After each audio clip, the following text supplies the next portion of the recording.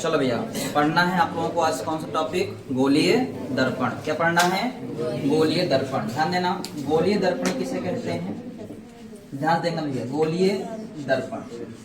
देखो उस दिन हम लोगों ने पूरा पढ़ लिया था, ठीक है। यहाँ समतल दर्पण तक का टॉपिक क्लियर हो गया था। समतल दर्पण के बाद हमें पढ़ना क्या है? गोलीय दर्पण, जिसको हम लोग बोलते हैं स्फेरिकल मिरर। क्या बोलते हैं? Spherical mirror. देखो गोलीय दर्पण क्या है? अगर गोलीय दर्पण की बात करें तो भाई बोलेंगे जिसका प्रवर्तक पृष्ठ कैसा हो? गोलीय हो। जिसका परावर्तक पृष्ठ क्या हो? जिसका परावर्तक पृष्ठ कैसा हो? गोलीय हो, उसे हम लोग क्या बोलेंगे? गोलीय दर्पण। जिसका प्रवर्तक पृष्ठ कैसा हो उसे क्या बोला जाएगा? ऐसा दर्पण जिसका प्रवर्तक पृष्ठ उसे गोलीय दर्पण कहते हैं। बस में आया। गोलीय दर्पण कितने प्रकार का पढ़ोगे आप लोग? पढ़ोगे दो प्रकार का। कितने प्रकार पढ़ोगे? दो। एक पढ़ोगे आप कौन सा? उत्तल दर्पण, और एक पढ़ोगे कौन सा? अवतल दर्पण। ठीक है, एक उत्तल दर्पण और एक अवतल दर्पण। उत्तल दर्पण किसे कहेंगे? जिसका प्रवर्तक पृष्ठ कैसा हो? उभरा हुआ हो। जिसका प्रवर्तक पृष्ठ उसे क्या बोला जाएगा? उत्तल दर्पण को इंग्लिश में क्या बोलेंगे? Convex mirror. क्या बोलेंगे? Convex mirror. और अवतल दर्पण को क्या बोलेंगे? Concave mirror. क्या बोलेंगे? Concave mirror. इसको बोलेंगे कॉन्वेक्स मिरर, इसको क्या बोलेंगे? कॉन्वेक्स। और इसको क्या बोलेंगे? Spherical mirror. क्या बोलेंगे? Spherical mirror. स्फेरिकल मिरर, ठीक है, स्फेरिकल मिरर। ध्यान देना, अगर हम लोग बोले कॉन्वेक्स मिरर या उत्तल दर्पण, ध्यान देना, उत्तल दर्पण, देखो उसे उत्तल, उसे उभरा, उसे उत्तल, उसे तो जिसका प्रवर्तक पृष्ठ कौन सा पृष्ठ? जिसका प्रवर्तक पृष्ठ कैसा हो? उभरा हुआ हो, उसे क्या बोला जाएगा? जिसका प्रवर्तक पृष्ठ कैसा हो? दबा हुआ हो। जिसका परावर्तक पृष्ठ कैसा हो? दबा हुआ हो, उसे क्या बोला जाएगा? अवतल दर्पण। क्या बोला जाएगा? ऐसा दर्पण जिसका प्रवर्तक पृष्ठ उभरा हो, उसे क्या बोला जाएगा? ऐसा दर्पण जिसका प्रवर्तक पृष्ठ दबा हो, उसे क्या बोला जाएगा? बात समझ में आया? बोलो, दर्पण गोलीय दर्पण किसे कहते हैं? जिसका प्रवर्तक पृष्ठ उसे गोलीय दर्पण कहते हैं। उत्तल दर्पण किसे कहते हैं? जिसका प्रवर्तक पृष्ठ उभरा हुआ हो उसे उत्तल दर्पण कहते हैं। जिसका प्रवर्तक पृष्ठ अगर प्रवर्तक पृष्ठ दबा हुआ होगा तो उसे हम लोग क्या बोलेंगे? अवतल दर्पण कहते हैं। बस में आया? अगर लिखने के लिए कहें तो लिख सकते हो। सब लोग हेडिंग बनाओ। सबसे पहले गोलीय दर्पण, इसमें लिखना जिसका प्रवर्तक पृष्ठ क्या हो? उभरा हुआ, उसे क्या बोला जाएगा? जिसका प्रवर्तक पृष्ठ क्या हो? उसे क्या बोला जाएगा? अवतल दर्पण कहा जाएगा। ठीक है, जिसका प्रवर्तक पृष्ठ क्या हो? उभरा हुआ, उसे क्या बोला जाएगा? उत्तल दर्पण।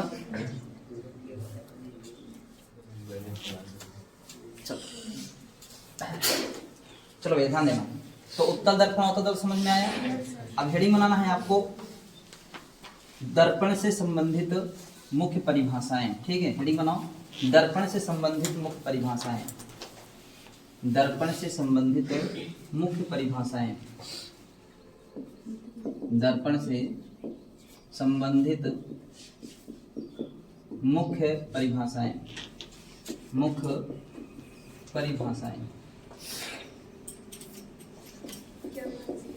दर्पण से संबंधित मुख्य परिभाषाएं। चलो भाई ध्यान देना, अगर हम लोग दर्पण से संबंधित मुख्य परिभाषाओं की बात करें तो देखो, दर्पण आप लोगों ने देखा है। दर्पण अभी हमने आप लोगों ने देखा, एक दर्पण ऐसा देखा इस तरीके का, और एक दर्पण आपने इस तरीके का देखा। ये दो दर्पण देखा आप लोगों ने, देखा कि नहीं देखा? ये कौन सा दर्पण था? ये दर्पण कौन सा था? इसको बोलोगे अवतल दर्पण। क्या है ये? अवतल दर्पण। इसको क्या बोलोगे आप लोग? उत्तल दर्पण। क्या बोलोगे? उत्तल। ये है अवतल दर्पण और ये क्या है? ये अवतल और ये अवतल, ये याद हो गया। जिसका प्रवर्तक पृष्ठ क्या हो दबा उसे क्या बोलेंगे? जिसका प्रवर्तक पृष्ठ उभरा उसे क्या बोलेंगे? जिसका प्रवर्तक पृष्ठ दबा उसे क्या बोलेंगे? जिसका प्रवर्तक पृष्ठ उभरा उसे क्या बोलेंगे? इसको इंग्लिश में क्या बोलेंगे? Concave mirror. क्या बोलेंगे? Concave mirror. इसको क्या बोलेंगे? Convex mirror. क्या बोलेंगे? Convex mirror. बात समझ में आया? एक हुआ कॉनकेव और एक कॉनकेव और कॉन्वेक्स और कॉन्वेक्स और याद हो गया? चलो भाई अब ध्यान देना, इसमें हम मुख्य परिभाषाओं की बात करें तो पहली परिभाषा होगी हम लोगों की कौन सा? पहला परिभाषा होगा दर्पण का ध्रुव। क्या होगा? दर्पण का ध्रुव।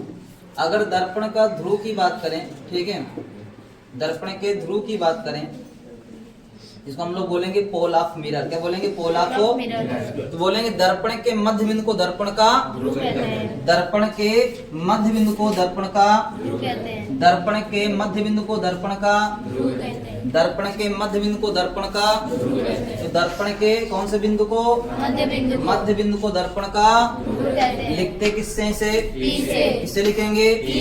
दर्पण के मध्य बिंदु को दर्पण का ध्रुव कहते हैं। याद हो गया? Yes sir. दर्पण के मध्य बिंदु को दर्पण का ध्रुव कहते हैं। लिखते किससे हैं? पी से।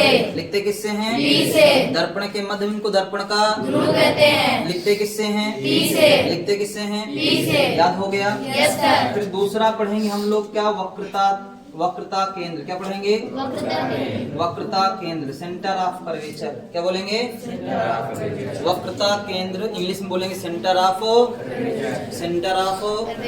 हिंदी में बोलेंगे वक्रता, इंग्लिश में बोलेंगे सेंटर ऑफ कर्वेचर। क्या बोलेंगे? Centre of curvature. ठीक है, सेंटर ऑफ कर्वेचर, वक्रता केंद्र। क्या बोलेंगे? वक्रता केंद्र। देखो ये गोलीय दर्पण किसी न किसी खोखले गोले का बना है कि नहीं बना है? देखो ये किसी न किसी खोखले गोले का बना होता है ऐसे। तो किसी न किसी अगर खोखले गोले का बना है तो इसका कहीं ना कहीं सेंटर होगा कि नहीं होगा? उस सेंटर को ही क्या बोलेंगे? वक्रता केंद्र। लिखते किससे हैं? सी से। किससे लिखते हैं? सी से। यह गोलीय दर्पण जिस खोखले गोले का कटा हुआ भाग होता है उसका केंद्र ही क्या कहलाता है? वक्रता केंद्र। क्या कहलाता है? लिखते किससे हैं? सी से। तो यह गोलीय दर्पण जिस खोखले गोले का कटा हुआ भाग होता है उसका केंद्र ही वक्रता केंद्र कहलाता है। यह गोलीय दर्पण, ध्यान सुनना, यह गोलीय दर्पण जिस खोखले गोले का कटा हुआ भाग होता है उसका केंद्र ही वक्रता केंद्र कहलाता है। उसका केंद्र ही वक्रता केंद्र कहलाता है। बात समझ में आया? फिर सुना ध्यान से, यह गोलीय दर्पण जिस खोखले गोले का कटा हुआ भाग होता है उसका केंद्र ही वक्रता केंद्र कहलाता है। यह गोलीय दर्पण जिस खोखले गोले का कटा हुआ भाग होता है उसका केंद्र ही वक्रता केंद्र कहलाता है। याद हुआ? यह गोलीय दर्पण जिस खोखले गोले का कटा हुआ भाग होता है उसका केंद्र ही वक्रता केंद्र कहलाता है। तो बोलो, यह गोलीय दर्पण जिस खोखले गोले का कटा हुआ भाग होता है उसका केंद्र ही वक्रता केंद्र कहलाता है। याद हो गया? तो जिसका कटा हुआ भाग होगा उसका केंद्र ही क्या कहलाएगा? अच्छा बताओ, अगर हम वक्रता केंद्र और ध्रुव को मिला दें एक रेखा से तो जो बनने वाली रेखा होगी उसको क्या बोला जाएगा? मुख्य अक्ष। क्या बोलेंगे उसको? मुख्य अक्ष। बस में आया? तो बोलेंगे दर्पण के ध्रुव तथा वक्रता केंद्र को मिलाने वाली रेखा को मुख्य अक्ष कहते हैं। क्या कहते हैं? मुख्य अक्ष। वक्रता केंद्र और ध्रुव को मिलाने वाली रेखा को मुख्य अक्ष कहते हैं। वक्रता केंद्र और ध्रुव को मिलाने वाली रेखा को मुख्य अक्ष कहते हैं। याद हो गया? दर्पण के व्यास को दर्पण का क्या कहते हैं? द्वारक कहते हैं। क्या कहते हैं? दर्पण के व्यास को दर्पण का द्वारक, या दर्पण के लंबाई को दर्पण का द्वारक। दर्पण जितना लंबाई होगा उस लंबाई को क्या बोलेंगे? दर्पण का द्वारक। इसको बोलते हैं अपर्चर ऑफ मिरर। क्या बोलते हैं? Aperture of mirror. Aperture of mirror. ठीक है, क्या बोलेंगे? दर्पण का द्वारक। क्या बोलेंगे? दर्पण का द्वारक। ठीक है, याद हो गया? चलो भैया, तो दर्पण का द्वारक क्या हुआ? दर्पण के व्यास को दर्पण का द्वारक कहते हैं। ठीक है, तो देखो यही द्वारक लगा था दरवाजा। क्या कहता है? कितना दरवाजा है इसका? ठीक है, उसी को बोलेंगे द्वारक। क्या बोलेंगे? बस में आया? दर्पण का जितना लंबाई है उसे क्या बोला जाएगा? दर्पण का द्वारक, अपर्चर ऑफ मिरर। क्या बोलेंगे? ठीक है, आगे बात करते हैं। चलो यहाँ पर हम ये बात करेंगे कि मुख्य अक्ष के समांतर, मुख्य अक्ष के समांतर आने वाली किरणें परावर्तन के पश्चात, मुख्य अक्ष के समांतर आने वाली किरणें परावर्तन के पश्चात जिस बिंदु पर ये क्या होती हैं, एकत्रित होती हैं, जिस बिंदु पर क्या होती हैं, एकत्रित होती हैं, उस बिंदु को ही क्या कहते हैं, मुख्य फोकस कहते हैं। क्या कहते हैं उस बिंदु को, याद समझ में आया, ध्यान देना फिर से।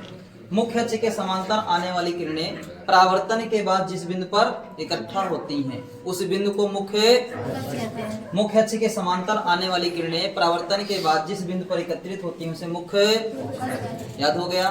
फिर ध्यान सुनना, मुख्य अक्ष के समांतर आने वाली किरणें परावर्तन के बाद जिस बिंदु पर एकत्रित होती हैं उसे मुख्य अक्ष के समांतर आने वाली किरणें परावर्तन के बाद जिस बिंदु पर एकत्रित होती हैं उसे मुख्य, लिखते किसे हैं, एफ से। बस में आया। मुख्य अक्ष के समांतर आने वाली किरणें परावर्तन के बाद जिस बिंदु पर एकत्रित होती हैं उसे मुख्य फोकस कहते हैं। किसे लिखते हैं, मुख्य अक्ष के समांतर। देखो कहाँ आ रहा, मुख्य अक्ष के आने वाली किरणें परावर्तन के बाद जिस बिंदु पर एकत्रित होती हैं उसे मुख्य फोकस कहते हैं। इसमें भी देखो ध्यान से, इसमें भी आएगा मुख्य अक्ष के समांतर, तो मुख्य अक्ष के समांतर आने वाली किरणें परावर्तन के बाद जिस बिंदु से निकलता हुआ प्रतीत होगा, इसमें निकलता हुआ प्रतीत होगा, ठीक है, इसमें निकलता हुआ क्या होगा, प्रतीत। ऐसे देखो ये निकलता हुआ प्रतीत ऐसे जाएगा, रिफ्लेक्ट होकर, ऐसे रिफ्लेक्ट होकर जाएगा, ये ऐसे ये रिफ्लेक्ट होकर जाएगा। तो इसमें मुख्य अक्ष के समांतर आने वाली किरणें परावर्तन के बाद जिस बिंदु से निकलता हुआ प्रतीत होगा उस बिंदु को क्या बोलते हैं, मुख्य फोकस। क्या बोलते हैं, मुख्य फोकस। इसमें कैसा मुख्य फोकस होता है, इसमें आभासी मुख्य फोकस होता है। इसमें कैसा होता है, आभास, इसमें वास्तविक मुख्य फोकस होता है, ठीक है। इसमें वास्तविक मुख्य फोकस, इसमें आभासी मुख्य फोकस। किसी को दिक्कत यहाँ तक का नहीं है। आगे ध्यान देना, अगर मुख्य फोकस पर हम लंब डाल दें, मुख्य फोकस पर क्या डाल दें, अगर लंबवत एक तल खींच दें, मुख्य फोकस पर मुख्य अक्ष के लंबवत एक तल खींच देते हैं तो उस तल को बोलते हैं फोकस तल। क्या बोलते हैं, फोकस तल। बस में आया। अगर मुख्य अक्ष पर, मतलब मुख्य फोकस पर मुख्य अक्ष के लंबवत, किस अक्ष के लंबवत, देखो ये मुख्य अक्ष है, मुख्य अक्ष के लंबवत मुख्य फोकस पर एक हम क्या करें, तल खींच दें, तो इस तल को क्या बोलेंगे, फोकस तल। क्या बोलेंगे, फोकस, क्या बोला जाएगा, फोकस तल। तो मुख्य अक्ष के लंबवत मुख्य फोकस पर, मुख्य अक्ष के लंबवत मुख्य फोकस पर अगर एक तल खींचा जाता है तो उस तल को बोला जाएगा मुख्य तल। क्या बोला जाएगा, मुख्य, या बोलेंगे फोकस तल। क्या बोलेंगे, फोकस तल, ठीक है। आगे ध्यान देना, आगे अगर हम ये बात करें कि दर्पण के ध्रुव से वक्रता केंद्र तक की दूरी को क्या बोलते हैं, वक्रता त्रिज्या कहते हैं। दर्पण के ध्रुव से वक्रता केंद्र तक की दूरी को वक्रता त्रिज्या कहते हैं। दर्पण के ध्रुव से वक्रता केंद्र तक की दूरी को वक्रता त्रिज्या कहते हैं। किससे लिखते हैं इसको, आर से। किससे लिखते हैं, आर से। इसको बोलते हैं इंग्लिश में रेडियस ऑफ कर्वेचर। क्या बोलते हैं, रेडियस ऑफ कर्वेचर। दर्पण, अगला देखो ध्यान से, दर्पण के ध्रुव से फोकस तक की दूरी को मुख्य या फोकस दूरी कहते हैं। क्या कहते हैं, फोकस। दर्पण के ध्रुव से फोकस तक की दूरी को फोकस दूरी कहते हैं। जैसे भाई हम तुम्हें कहें यहाँ से इलाहाबाद तक की दूरी को इलाहाबाद की दूरी, यहाँ से कानपुर तक की दूरी को कानपुर तक की दूरी, बोले यही तो बोलोगे ना, तो यही बोलेंगे। ध्रुव से फोकस तक की दूरी को बोलेंगे क्या, फोकस दूरी। ध्रुव से वक्रता केंद्र तक की दूरी को वक्रता त्रिज्या। क्या बोलेंगे, वक्रता त्रिज्या। वक्रता त्रिज्या को स्मॉल आर से, फोकस दूरी को स्मॉल एफ से, ठीक है। बात समझ में आया। इसमें भी वही चीजें, दर्पण के ध्रुव से फोकस तक की दूरी को फोकस दूरी कहते हैं। दर्पण के ध्रुव से वक्रता केंद्र तक की दूरी को वक्रता त्रिज्या कहते हैं। किसे लिखते हैं, आर से। बात समझ में आया। बोलो किसी को कोई दिक्कत इसने में नहीं है तो सब लोग जल्दी लिखना शुरू करें। सबसे पहले हेडिंग बनाए दर्पण का ध्रुव। चलो भैया नेक्स्ट हेडिंग बनाना सब लोग। देखो तो ये पूरा दर्पण तुम्हारा क्या हो, दर्पण संबंधी परिभाषाएं हो गया, ठीक है। अब हेडिंग बनाना है गोलीय दर्पण द्वारा प्रकाश का परावर्तन, ठीक है। हेडिंग बनाओ, गोलीय दर्पण द्वारा प्रकाश का परावर्तन।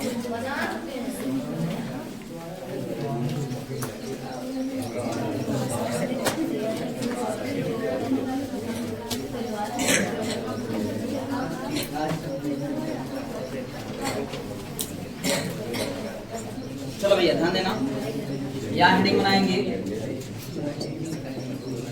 गोलीय दर्पण द्वारा प्रकाश का परावर्तन, गोलीय दर्पण द्वारा प्रकाश का परावर्तन। ध्यान से देखना सब लोग, ठीक है। अगर गोलीय दर्पण द्वारा प्रकाश का परावर्तन देख रहे हैं तो देखो ये है हमारे पास गोलीय दर्पण। क्या है ये? देखो ये है गोलीय दर्पण। गोलीय दर्पण कितने तरह का है हमारे पास? दो तरह का। एक है हमारे पास कौन सा? उत्तल दर्पण, और एक ऐसा है, तो इसको हम लोग क्या बोलेंगे? अवतल दर्पण। क्या बोलेंगे? अवतल। इसको हम लोग क्या बोलेंगे? क्या बोलेंगे इसको? उत्तल दर्पण। क्या बोलेंगे? उत्तल दर्पण। अगर देखो उत्तल दर्पण है तो अभी हमने पढ़ा इसमें क्या होता है, एक मुख्य, एक क्या होता है, दर्पण का ध्रुव होता है, और एक मुख्य फोकस होता है, और एक सेंटर ऑफ कर्वेचर होता है। क्या होता है? यही पढ़े थे अभी। ध्रुव होता है, मुख्य फोकस और वक्रता, ध्रुव फोकस वक्रता, यही पढ़े थे। और ये क्या होता था? मुख्य अक्ष होता था। सेम चीज इसमें भी वही चीज होता था। यहाँ मुख्य, यहाँ पर ध्रुव होता था, यहाँ पर मुख्य फोकस होता था, यहाँ पर वक्रता, बोलो यही होता तीनों पॉइंट। तो पहली किरण लेकर आएंगे मुख्य अक्ष के समांतर। अगर प्रकाश की किरण मुख्य अक्ष के समांतर आ रही है तो परावर्तन के बाद और उत्तल दर्पण में क्या होगा? निकलता हुआ प्रतीत होगा, मुख्य फोकस से निकलता हुआ प्रतीत होगा। अगर प्रकाश किरण मुख्य अक्ष के समांतर आती हैं तो मुख्य फोकस से निकलता हुआ प्रतीत होगा। परावर्तन के बाद क्या होगा? मुख्य फोकस से निकलता हुआ। फिर ध्यान सुनना, अगर प्रकाश की किरण किसके समांतर आ रही है? मुख्य अक्ष के समांतर आ रही है, तो परावर्तन के बाद कहां से निकलता हुआ प्रतीत होगा? मुख्य फोकस से निकलता हुआ प्रतीत होगा। किसमें प्रतीत होगा? उत्तल दर्पण।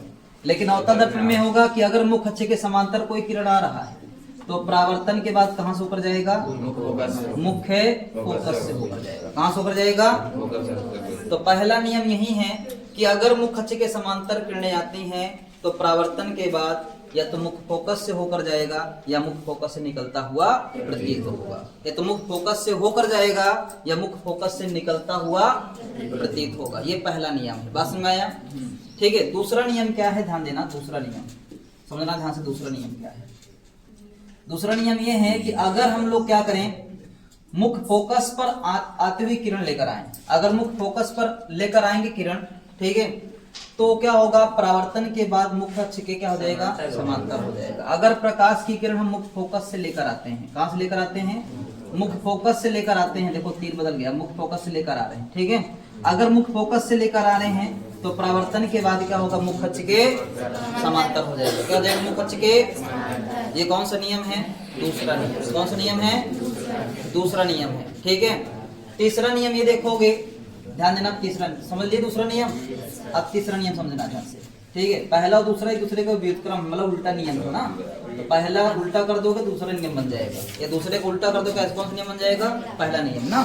तो वही चीज ध्यान देना। तो यहाँ पर हम लोग बात करेंगे कौन सा नियम? तीसरे नियम की बात करेंगे। अगर प्रकाश की किरण, ध्यान सुनना, ये भैया सब लोग समझना ध्यान से। अगर प्रकाश की किरण कहां पर आता हुआ प्रतीत हो? अगर ये वक्रता केंद्र पर आता हुआ प्रतीत हो, कहां पे? वक्रता केंद्र पर। देखो ध्यान से, ये कहां पर आ रहा है? ऐसा लग रहा है वक्रता केंद्र पर आ रहा है। अगर प्रकाश की किरण वक्रता केंद्र पर आ रहा है तो परावर्तन के बाद क्या होगा? उसी पथ से वापस लौट जाएगी। जिस पथ से आया उसी पथ से क्या होगा? अगर प्रकाश की किरण वक्रता केंद्र पर आता हुआ प्रतीत हो रहा है तो जिस पथ से आया है उसी पथ से वापस लौट जाएगा। इसमें भी अगर प्रकाश की किरण वक्रता केंद्र से लेकर जा रहे हैं, कहां से लेकर जा रहे हैं?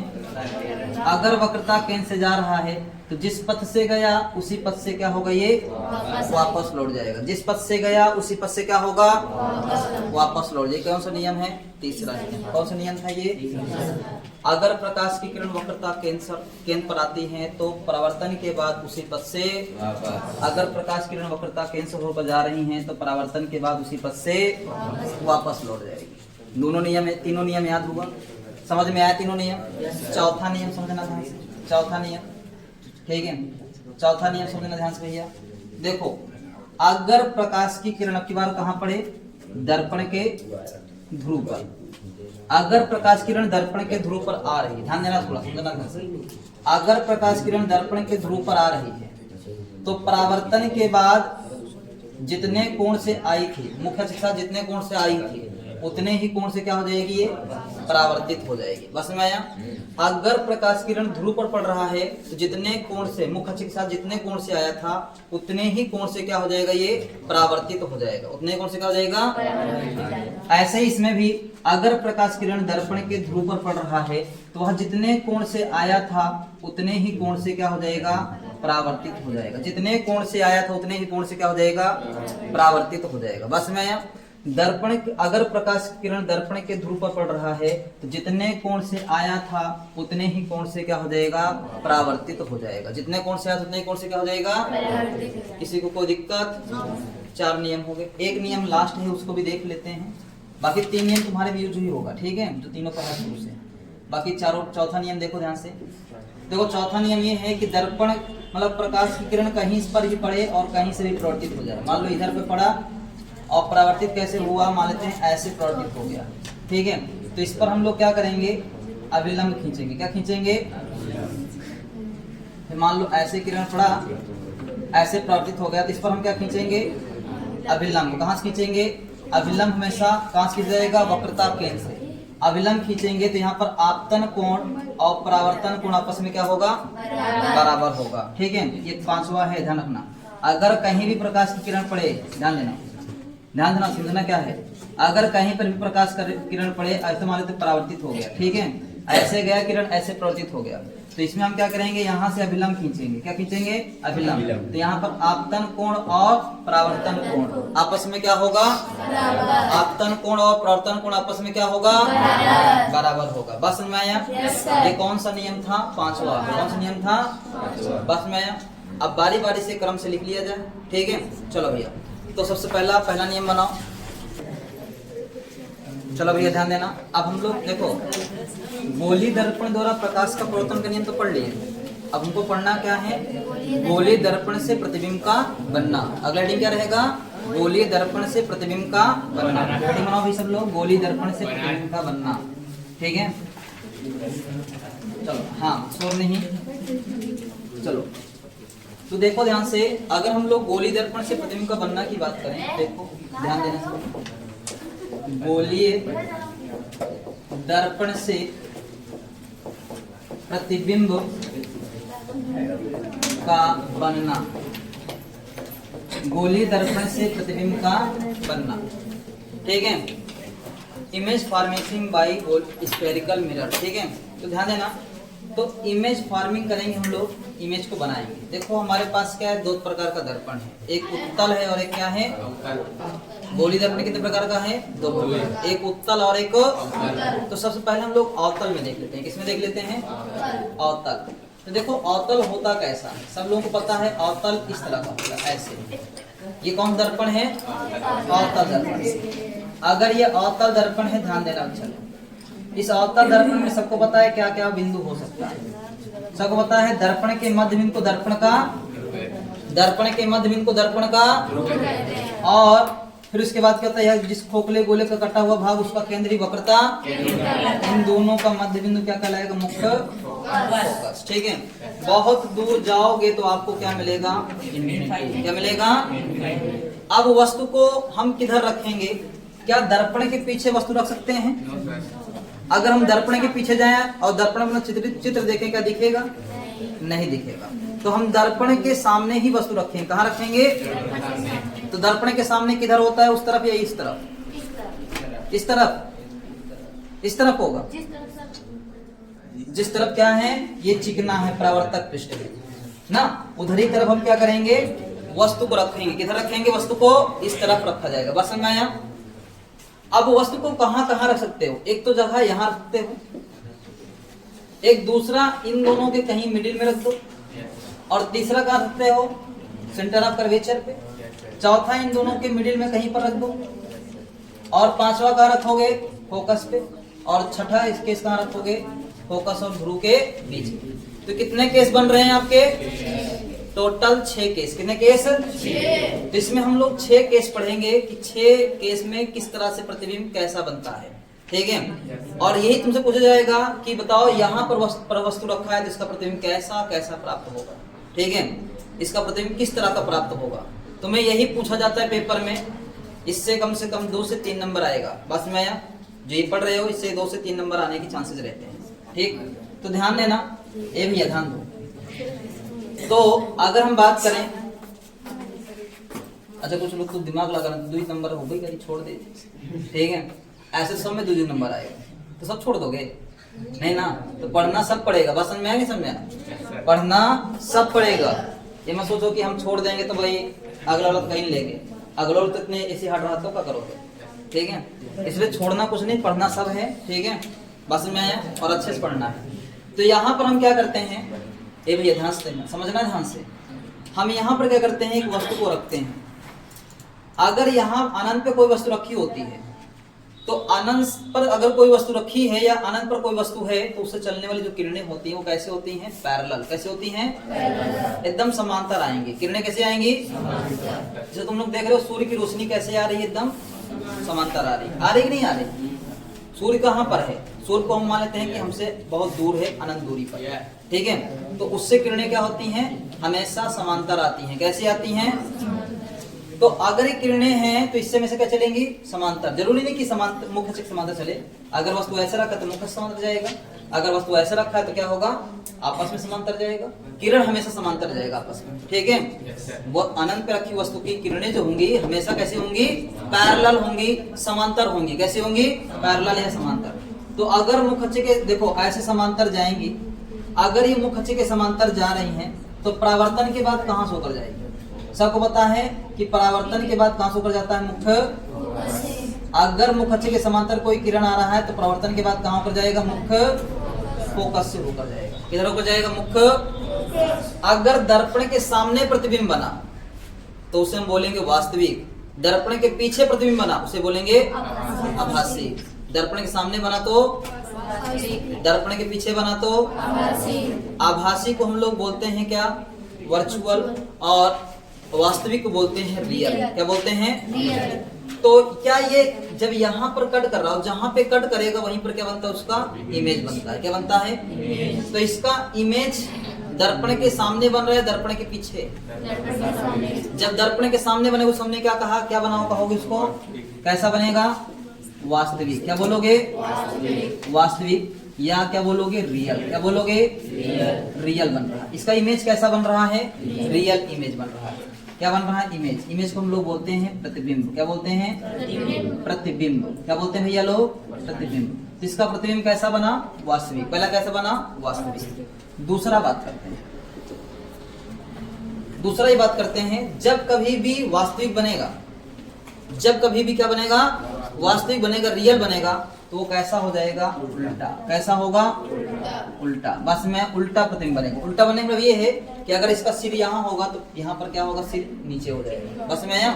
उल्टा मतलब ये होता है, उल्टा मतलब ये होता है कि अगर सिर ऊपर है, पैर नीचे है, तो उल्टा बनने मतलब ये होगा, पैर ऊपर बन जाए, सिर नीचे बन जाए। इसको बोलते हैं उल्टा। क्या बोलते हैं इसको, उल्टा का मतलब ये होता है, ठीक है। उल्टा का दाया बाया बदलना नहीं कहते, ठीक है।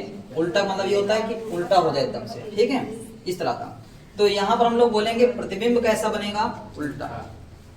वास्तविक और कैसा बनेगा, और तीसरा देखेंगे कहां पर बन रहा है। तो कहां पर बन रहा है बच्चा लोग, तो तुमको दिख रहा है मुख्य फोकस पर। कहां पर बन रहा है, मुख्य फोकस पर बन रहा है। फोकस पर कहां पर बन रहा है, मुख्य फोकस पर। अच्छा, उल्टा को क्या बोलते हैं हम लोग, इन्वर्टेड। क्या बोलते हैं, इन्वर्टेड, ठीक है। इन्वर्टेड मतलब क्या होता है, उल्टा, ठीक है। और मुख्य फोकस कहां बन रहा है, मुख्य क्या बोलेंगे इसको, प्रिंसिपल फोकस, ठीक है। Principal focus. अगला बात करते हैं कैसा बन रहा है, छोटा बन रहा है कि बड़ा बन रहा है। तो बनेगा बहुत छोटा। क्या बनेगा, तो चौथा नंबर क्या बनेगा, बहुत छोटा। क्या बनेगा, बहुत छोटा। तो अब ये वस्तु कहाँ रखा गया था, जब वस्तु अनंत पर रखा हो। जब वस्तु कहाँ पे रखा हो, अनंत पर रखा हो, तो उसका प्रतिबिंब कैसा बनेगा, वास्तविक, उल्टा। और कहां पर बनेगा, मुख्य। बोलेंगे on the focal principal focus, on the principal focus, principal focus, ठीक है, ये बच्चे ध्यान दो। और बहुत छोटा मतलब क्या होता है, डिमिनिश्ड साइज, क्या बोलेंगे, डिमिनिश्ड साइज, या बोलेंगे पॉइंट साइज, क्या बोलेंगे, पॉइंट साइज, ठीक है। पॉइंट साइज मतलब बहुत छोटा बनेगा, कैसा बनेगा, बहुत छोटा बनेगा, ठीक है। तो सबसे पहला हेडिंग बनाओगे, अवतल दर्पण द्वारा प्रतिबिंब का बनना, इसमें फर्स्ट वाला लिखना, हेडिंग बनाओ, अवतल दर्पण द्वारा प्रतिबिंब का बनना। अगला नंबर लिखोगे कि भाई जब वस्तु कहां पर हो, ध्रुव और नहीं हाँ अनंत और वक्रता केंद्र के, चलो अब की बार वस्तु को कहां रखते हैं, अनंत और वक्रता केंद्र के बीच। देखो भैया ध्यान से देखना, अब की बार वस्तु को हम रख देते हैं यहाँ पर, यहाँ पे रखते हैं अनंत और वक्रता केंद्र के बीच। दूसरा केस है ये, जब वस्तु अनंत और वक्रता केंद्र के बीच में रखते हैं तो पहली किरण ले चलते हैं मुख्य अक्ष के समांतर। अगर प्रकाश किरण मुख्य अक्ष के समांतर जा रहा है तो परावर्तन के बाद कहां से होकर जाएगा, कहां से होकर जाएगा, मुख्य फोकस से। अगर प्रकाश किरण मुख्य अक्ष के समांतर जा रहा है तो परावर्तन के बाद कहां से होकर जाएगा, मुख्य। दूसरी किरण ले चलते हैं, चलो वक्रता केंद्र से। अगर वक्रता केंद्र से जाएगा तो जिस पथ से गया उसी पथ से क्या होगा, वापस लौट आएगा, आएगा कि नहीं आएगा। तो जहां पर एक दूसरे को इंटरसेक्ट करेगा वहां पर क्या बनेगा, इसका इमेज बनेगा। अच्छा तो कैसा इमेज बनेगा, ये इसके सिर से किरण चला था तो जहां पर कटेगा वहां पर क्या बनेगा, सिर बनेगा, क्या बनेगा यहाँ पर, और इस तरीके का क्या होगा, इसमें इमेज प्राप्त होगा। ये हमारा क्या है, मान लेते हैं ए बी है तो इमेज क्या प्राप्त हुआ, इसमें ए डैश बी डैश, तो इमेज क्या प्राप्त हुआ, ए डैश। अब ध्यान देना, अब की बार इमेज कैसा है, वास्तविक है कि आभासी है। दर्पण के सामने बन रहा है तो दर्पण के सामने बनने वाले प्रतिबिंब को हम लोग क्या बोलेंगे, वास्तविक मतलब रियल बोलेंगे, क्या बोलेंगे, रियल बोलेंगे। और जब कभी भी रियल रहेगा तो उसको हम लोग बोलेंगे उल्टा भी बनेगा, कैसा बनेगा, दिख रहा है उल्टा बन रहा, ठीक है। और कहां पर बन रहा है बता दो जल्दी से, बोलोगे सी और एफ के, बोलोगे बिटवीन सी एंड एफ, ठीक है। कहां बन रहा है, सी और एफ के बीच में, या बोलोगे सी और एफ के बीच में, सी और एफ के बीच।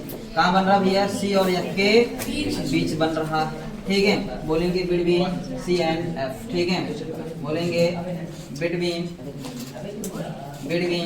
सी एंड एफ, क्या बोलेंगे, बिटवीन सी एंड एफ। कैसा बन रहा है, बड़ा बन रहा है कि छोटा बन रहा है, वस्तु से क्या बनेगा, ये जो थोड़ा बहुत छोटा बन रहा है ना, तो बोलेंगे वस्तु से छोटा बनेगा, कैसा बनेगा, छोटा बनेगा, क्या बनेगा, वस्तु से छोटा, वस्तु से छोटा बनेगा, क्या बनेगा, उससे छोटा, तो बोलेंगे स्मॉल साइज, कैसा होगा, स्मॉल साइज, ठीक है। कैसा रहेगा इसका, स्मॉल साइज मतलब छोटा साइज का रहेगा, ठीक है। नोट कर लो, बना लो भैया। ये क्या है आपका दूसरा, इसमें लिखना, बना लिए भैया सब लोग, चलो अब की बार तीसरा केस कहाँ रखेंगे, वक्रता केंद्र पर, कहाँ रखेंगे, वक्रता केंद्र पर। चलो देखते हैं, मिटा दो इसको, चलो ये लिखना, जब वस्तु वक्रता केंद्र पर स्थित हो, हेडिंग बनाओ भैया, तीसरा नंबर, जब वस्तु कहां पे रखा हो, वक्रता केंद्र पर स्थित हो। चलो भैया ध्यान देना, अगर हम वस्तु को वक्रता केंद्र पर रखेंगे तो क्या होगा, देखो यहाँ पर एक वस्तु रख देते हैं। अगर एक वस्तु ने यहाँ पे रखा है तो पहली किरण ले चलते हैं मुख्य अक्ष के समांतर। अगर ये मुख्य अक्ष के समांतर गया तो परावर्तन के बाद कहां से होकर जाएगा, सबको पता है, मुख्य फोकस से होकर जाएगा, ऐसा। दूसरी किरण ले चलते हैं मुख्य अक्ष के मुख्य फोकस से लेके चलते हैं तो परावर्तन के बाद क्या हो जाएगा, मुख्य अक्ष के समांतर होगा, और जहां पर कट करेगा वहां पर क्या बनेगा, इसका इमेज बनेगा कि नहीं बनेगा। देखो यहाँ पर कट कर रहा है, यहाँ पर क्या बनेगा, इसका इमेज बनेगा। और इमेज कैसा बनेगा आपको पता है, इमेज कैसा बनेगा, देखो कैसा बन रहा है, दर्पण के सामने बन रहा है, दर्पण के सामने बनने वाले इमेज को क्या बोलते हैं हम लोग, वास्तविक, क्या बोलेंगे उसको, रियल, बस में आया। और अगर रियल होगा तो कैसा बनेगा, उल्टा, कैसा बनेगा, अगर रियल तो कैसा बनेगा, उल्टा बनेगा। और कहां पर बन रहा है तो बोलोगे सी पर। कहां पर बन रहा है? सी पर बन रहा है, वक्रता केंद्र पर। कहां पर बन रहा है? सी पर। On the centre of curvature, on the C, ठीक है, on the C centre of curvature. बस में आया। और कैसा बन रहा है? तो ये इसी के लगभग बराबर है। बराबर दिख रहा है, नहीं दिख रहा है? तो बोलोगे वस्तु के बराबर। कैसे बोलोगे? वस्तु के बराबर, इक्वल साइन, ठीक है। तो बोलोगे वस्तु के बराबर, वस्तु के बराबर बनेगा। कैसा बनेगा? वस्तु के बराबर बनेगा। बस समझ में आया? तो ये आपका हुआ तीसरा केस, जब वस्तु कहां पर रखा हो? वक्रता केंद्र पर रखा हो। इसका प्रतिबिंब कैसा बनेगा? वास्तविक, उल्टा, और कहां पर बनेगा? सी पर बनेगा। और कैसा बनेगा? वस्तु के बराबर, सेम साइज का, ठीक है। यहां पर लिखोगे सेम साइज, ठीक है। चौथा नंबर लिखना भैया, जब वस्तु कहां पर स्थित हो? सी और एफ के बीच स्थित हो। चलो, अगर सी और एफ के बीच स्थित होगा कैसा होगा, ध्यान देना, ठीक है। सी और एफ के बीच, जब वस्तु सी और एफ के बीच स्थित हो, तो ये है सी और ये क्या है? एफ। तो सी और एफ के बीच स्थित होने का मतलब क्या है? देखो ध्यान देना भैया, यहां पर किसी वस्तु को रखे हैं। अगर यहां पर किसी वस्तु को रखे हैं तो पहली किरण चलते हैं मुखच्छ के समांतर। अगर पहली किरण मुखच्छ के समांतर गया तो परावर्तन के बाद कहां से ऊपर जाएगा? सबको पता है, मुख्य फोकस से ऊपर जाएगा। दूसरी किरण ले चलते, चलो मुख्य फोकस से ऊपर ले चलते हैं। अगर मुख्य फोकस से जा रहा है तो परावर्तन के बाद क्या होगा? मुखच्छ के समांतर होगा। होगा कि नहीं होगा? ऐसे मुखच्छ के क्या हो जाएगा? समांतर हो जाएगा, ठीक है। अगर पहली किरण मुखच्छ के समांतर ले गए तो परावर्तन के बाद मुख्य फोकस से ऊपर जाएगा। दूसरी किरण मुख्य फोकस से लेकर गए, परावर्तन के बाद क्या होगा? मुखच्छ के समांतर। और जहां पर कट करेगा वहीं पर क्या बनेगा? इसका इमेज बनेगा। क्या बनेगा? इसका इमेज बनेगा। कैसा बनेगा इमेज? दिख रहा है, दर्पण के सामने बन रहा है। अगर दर्पण के सामने बन रहा है तो उसको हम लोग क्या बोलेंगे? वास्तविक बन रहा है। और जब कभी भी वास्तविक बनेगा तो कैसा बनेगा? उल्टा बनेगा। और कहां पर बन रहा है तो बोलोगे आप लोग अनंत और वक्रता केंद्र के बीच बन रहा है। कहां बन रहा है? इन्फिनिटी एंड सी के मध्य क्या बन रहा है? तो बोलोगे बिटवीन सी एंड इन्फिनिटी। बोलोगे बिटवीन इन्फिनिटी एंड सी, ठीक है। मतलब कि सी और अनंत और सी के बीच बन रहा है। कैसा बन रहा है? छोटा बन रहा है कि बड़ा बन रहा है? बताओ भैया, कैसा बन रहा है? तो बोलोगे जो ये प्रतिबिंब बन रहा है ये कैसा बन रहा है? वस्तु से बड़ा बन रहा है। वस्तु से क्या बन रहा है? बोलोगे वस्तु से बड़ा बन रहा है, ठीक है। वस्तु से बड़ा बन रहा है, ठीक है। वस्तु से बड़ा मतलब लार्ज साइज। क्या बने? बोलोगे लार्ज साइज, ठीक है। लार्ज, ठीक है। लार्ज साइज मतलब क्या है? बड़ा बनता है, वस्तु से बड़ा बनता है, ठीक है। बनाओ भैया इसको जल्दी से सब लोग।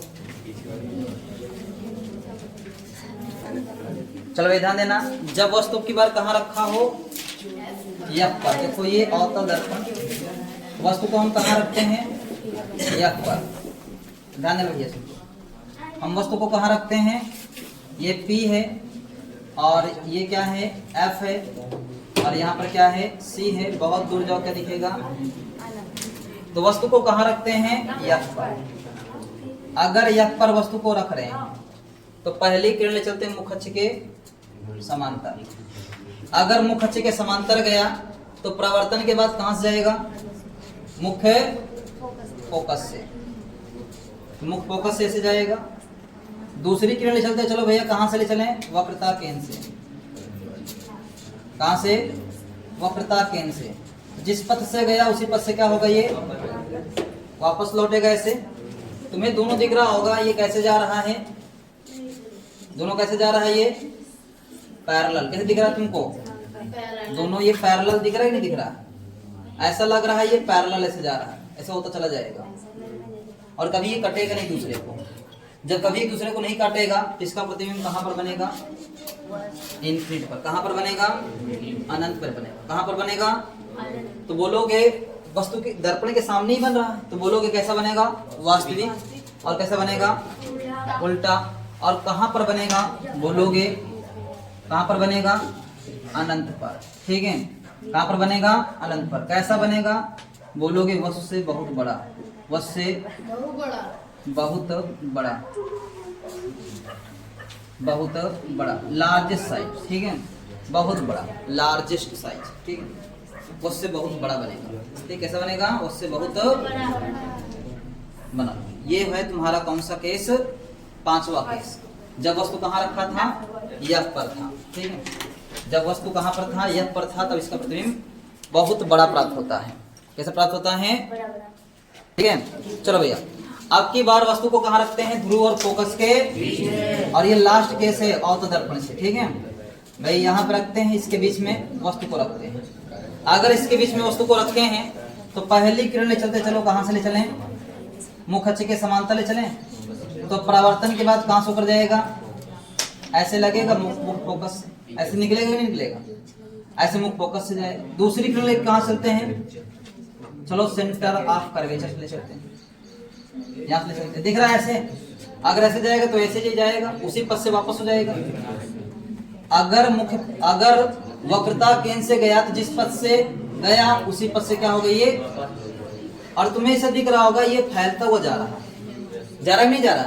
ये किरणें फैल रही हैं, आगे तो नहीं मिलेंगी, पीछे अगर कहीं बढ़ाएं, अगर पीछे इधर कहीं बढ़ाएं तो ये कहीं पर कहीं ना कहीं मिलेगा, और जहां पर मिलेगा इसका वहां पर क्या बनेगा? इमेज बनेगा। पीछे कहीं ना कहीं मिलेगा ना, तो जहां पर मिलेगा वहीं पर क्या बनेगा? इसका इमेज बनेगा। ये है हमारा ए बी, और ये क्या बनेगा? ए डैश। ये क्या है हमारा? इमेज। बस बताओ इमेज कैसा दिख रहा है? सीधा दिख रहा है, उल्टा दिख रहा है? सीधा दिख रहा है, और दर्पण के पीछे दिख रहा है। हमने कहा दर्पण के पीछे हो तो कैसा हो जाएगा? आभासी। कैसा हो जाएगा? आभासी। आभासी को इंग्लिश में क्या बोलेंगे? तो बोलेंगे वर्चुअल। क्या बोलेंगे? वर्चुअल बनेगा। कैसा बनेगा? वर्चुअल बनेगा। और जब कभी भी सीधा आभासी हो तो कैसा बनेगा? प्रतिबिंब सीधा बनेगा। कैसा बनेगा? सीधा बनेगा, ठीक है। सीधा को हम लोग बोलेंगे क्या? इरेक्ट। क्या बोलेंगे? इरेक्ट, ठीक है, इरेक्ट होगा। और कहां पर बन रहा है? तो बोलोगे दर्पण के पीछे। कहां बन रहा है?